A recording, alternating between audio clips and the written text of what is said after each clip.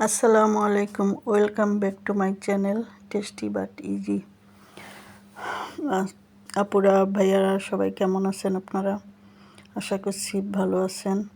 আমিও আল্লাহর রহমতে খুব ভালো আছি, আলহামদুলিল্লাহ। তো আজকে আমি আরও একটি তরকারি রান্নার রেসিপি নিয়ে আসলাম। চিংড়ি মাছ দিয়ে মূলা দিয়ে রেসিপিটি করব আমি। তো আপনারা পুরো ভিডিওটি দেখতে থাকুন, কিভাবে চিংড়ি মাছ দিয়ে মূলাটা রান্না করি। আমরা মূলা তো অনেকভাবেই খাই, তো এইভাবে একটু খেয়ে দেখবেন রান্না করে। আশা করছি সবার কাছে খুব ভালো লাগবে, দেখতেও খুব ভালো লাগছিল। তো এই মূলা চিংড়ি রান্না করার জন্য আমি কি করছি এবার সেটাই দেখেন।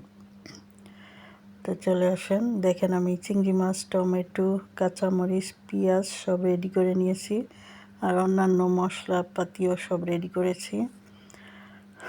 তারপরে মূলাগুলোকে দেখেন চাক চাক করে কেটে নিয়েছি। বিভিন্নভাবে কাটা যায়, তো আমি আজকে চাক চাক করে কেটে নিলাম চিংড়ি মাছ দিয়ে রান্না করার জন্য।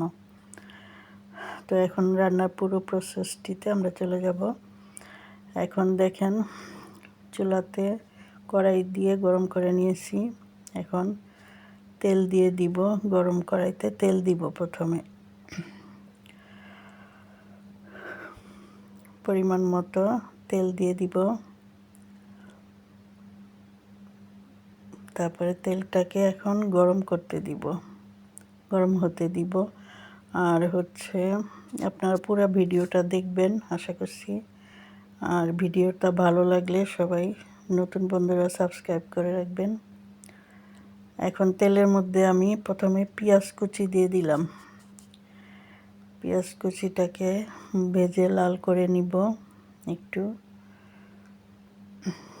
তারপরে একে একে অন্যান্য সব মশলা দিব। একটু লবণ দিয়ে দিলাম পেঁয়াজ কুচির মধ্যে, পেঁয়াজটা তাহলে একটু সফট হবে, নরম হবে আস্তে আস্তে। এই জন্য প্রথমেই লবণটা দিয়ে দিলাম পেঁয়াজের মধ্যে। তারপরে এর মধ্যে আস্তে আস্তে সব মশলা দিব। আর ভিডিওটা দেখেন, কাঁচামরিচ কুচি দিয়ে দিলাম, পেঁয়াজের মধ্যে কাঁচামরিচ কুচিগুলো দিয়ে দিলাম, একটু ভাজা হবে।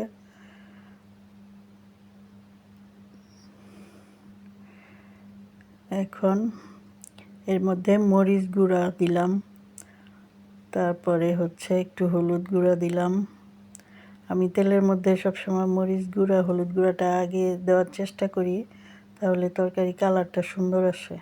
তো এখন একটু পানি দিলাম, পুড়ে যাতে না যায়, সেই জন্য মশলাটা এবার সুন্দর করে কষাবো।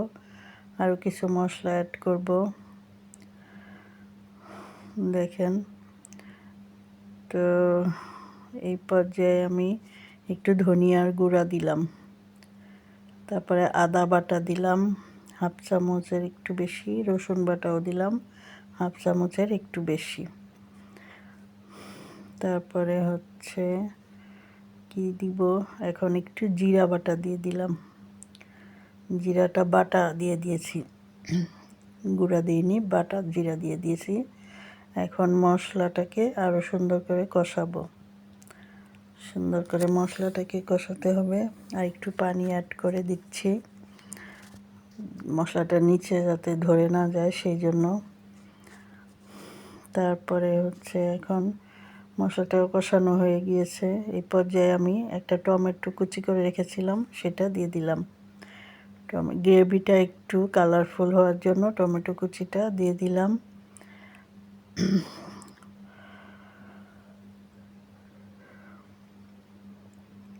তারপরে সুন্দর করে আরেকটু কষালাম টমেটোটাকে, যাতে কাঁচা গন্ধটা না থাকে।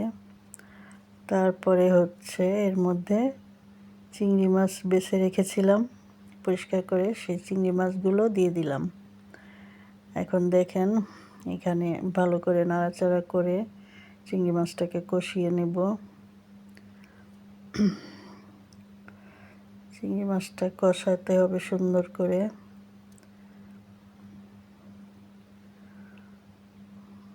এই পর্যায়ে দেখেন চিংড়ি মাছ কষানো হয়ে গিয়েছে। এখন কাটা মূলাগুলি দিয়ে দিলাম, সবগুলি মূলা দিয়ে দিব, ঢেলে দিয়ে দিলাম। তারপরে এই মূলাটাকেও সুন্দর করে কষাতে হবে, অনেক সুন্দর করে কষিয়ে নিব। কারণ কাঁচা মূলা আমি আবার ভাপ দিয়ে দিইনি, ভাপ দিয়ে দিই না অবশ্য কোনো সময়ই, আমি মূলা এমনিতেই রান্না করি। তো এই জন্য সুন্দর করে কষাবো যাতে মূলার কাঁচা একটা স্মেল থাকে সেটা না পাওয়া যায়, কাঁচা গন্ধটা চলে যাবে। সুন্দর করে কষিয়ে নিয়েছি, এই যে দেখেন কষানো হয়ে গিয়েছে। আরও ভালো করে কষিয়ে নিচ্ছি মূলা আর চিংড়ি মাছ একসাথে। তো ভিডিওটি ভালো লাগলে অবশ্যই একটা লাইক করবেন, একটা কমেন্ট করবেন, আর নতুন বন্ধুরা সাবস্ক্রাইব করে দিবেন। আর পুরনো বন্ধু যারা আছেন তাদের সবাইকে আন্তরিক ধন্যবাদ ভিডিওটি দেখার জন্য। আর এই পর্যায়ে আমি ঝোলের জন্য পানি দিয়ে দিব। মূলার তরকারিটা একটু ঝোল ঝোল হবে, মাখা মাখা, সেই জন্য পানিটা দিয়ে দিলাম। তারপরে রান্নাটা হচ্ছে এখন, ঢেকে 10 মিনিটের মতো রান্না করব। এই পর্যায়ে দেখেন মূলাটা সিদ্ধ হয়ে গিয়েছে আমার।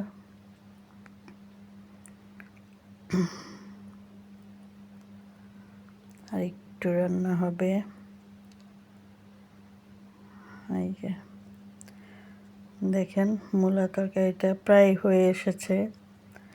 এই পর্যায়ে ধনিয়া পাতা দিয়ে দিলাম, ধনিয়া পাতা দিয়ে দিলাম। এখন সুন্দর করে ধনিয়া পাতাটাকে মিশিয়ে নিব, তাহলেই রান্নাটা হয়ে যাবে, হয়ে গিয়েছে অলমোস্ট।